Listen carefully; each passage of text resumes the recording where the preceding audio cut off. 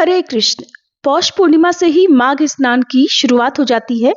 धार्मिक ग्रंथों के अनुसार इसी दिन भगवान विष्णु और मां लक्ष्मी जी की विशेष कृपा भी प्राप्त होती है।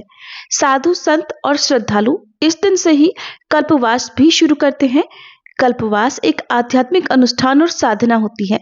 इस दौरान साधु संत या श्रद्धालु 1 महीने तक प्रयागराज के संगम के तट पर ही रहते हैं और हर दिन संगम में पवित्र स्नान करते हैं। और ये स्नान दिन भर में एक बार नहीं बल्कि दिन भर में कुल 3 बार किया जाता है। कहा जाता है कि पौष पूर्णिमा पर किया गया स्नान और दान साल भर किए गए पुण्य कर्मों के बराबर फल देता है।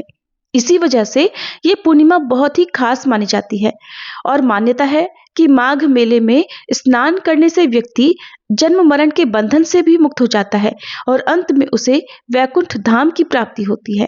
इस बार पूर्णिमा तिथि 2 दिन होने के कारण भ्रम की स्थिति बनी हुई है कि व्रत किस तिथि में रखना ज्यादा सही रहेगा, पूर्णिमा का स्नान दान और व्रत किस दिन किया जाएगा और माघ मास के नियमों का पालन किस दिन से शुरू करना चाहिए। तो आज की इस वीडियो में हम आपको बताएंगे पूर्णिमा की सही तिथि और शुभ मुहूर्त के बारे में। हिंदू पंचांग के अनुसार इस बार पूर्णिमा तिथि की शुरुआत 2 जनवरी दिन शुक्रवार को शाम 6:54 से यानी कि सूर्यास्त के बाद से हो रही है और पूर्णिमा तिथि की समाप्ति 3 जनवरी दिन शनिवार को दोपहर 3:32 पर होगी। पूर्णिमा तिथि के दिन चंद्रमा अपनी 16 कलाओं से युक्त होते हैं, इसलिए चंद्र देवता की पूजा करके ही व्रत पूर्ण माना जाता है। लेकिन इस बार क्योंकि 2 जनवरी दिन शुक्रवार को सूर्यास्त के बाद तिथि लग रही है और बहुत ही कम समय के लिए इस दिन पूर्णिमा तिथि प्राप्त होगी, इसलिए पूर्णिमा का व्रत, स्नान दान, श्री सत्यनारायण भगवान की व्रत या पूजा 3 जनवरी दिन शनिवार को ही करना उचित होगा।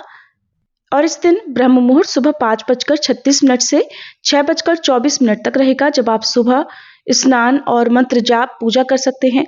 इसके अलावा सूर्योदय होगा सुबह 7:12 तक, सूर्यास्त होगा शाम 5:49 पर। प्रातःकाल पूजा मुहूर्त सुबह 5:33 से 7:14 तक रहेगा। तो ब्रह्म मुहूर्त से लेकर आप इस समय तक पूजा कर सकते हैं। वहीं शाम की पूजा और दीपदान का शुभ मुहूर्त शाम 5:34 से 6:59 तक रहेगा। अभिजीत मुहूर्त जो कि श्री सत्यनारायण भगवान की कथा या फिर पूजा के लिए उत्तम होता है, दोपहर 12:10 से 12:52 तक रहेगा।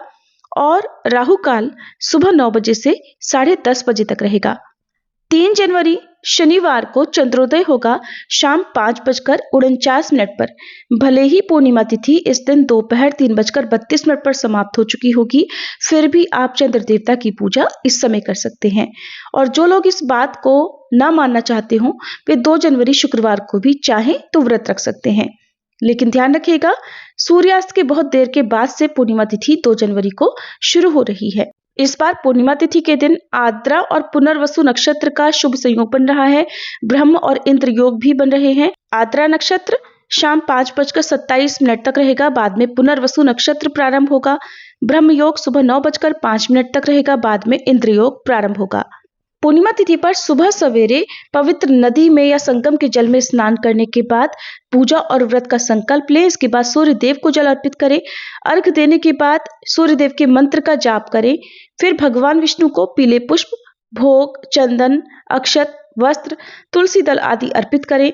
मां लक्ष्मी जी का पूजन करें। श्री विष्णु सहस्त्र नाम का पाठ या भगवान विष्णु के मंत्रों का जाप करें। पूर्णिमा व्रत की कथा का श्रवण या पाठ करें और सबसे अंत में कपूर जलाकर आरती उतारें और भगवान को पंचामृत और तुलसी दल का भोग लगाएं। इसी प्रकार श्री सत्यनारायण भगवान की पूजा भी करें। और जो लोग व्रत रखना चाहते हो वे एक समय फलाहार करें। अन्य लोग एक बार सात्विक भोजन इस दिन कर सकते हैं जो व्रत रखने में समर्थ नहीं है। और पूर्णिमा तिथि पर गरीबों को, ब्राह्मणों को या जरूरतमंद लोगों को अन्न, वस्त्र और दान दें। पौष पूर्णिमा की रात को चंद्रमा को अर्घ देना चाहिए और प्रार्थना करनी चाहिए। ऐसी मान्यता है कि पूर्णिमा की रात की गई आराधना शीघ्र फल प्रदान करती है। ये थी आज की वीडियो। आप कमेंट बॉक्स में जरूर बताइएगा कि पूर्णिमा का व्रत आप किस दिन कर रहे हैं। हम 3 जनवरी शनिवार को करेंगे।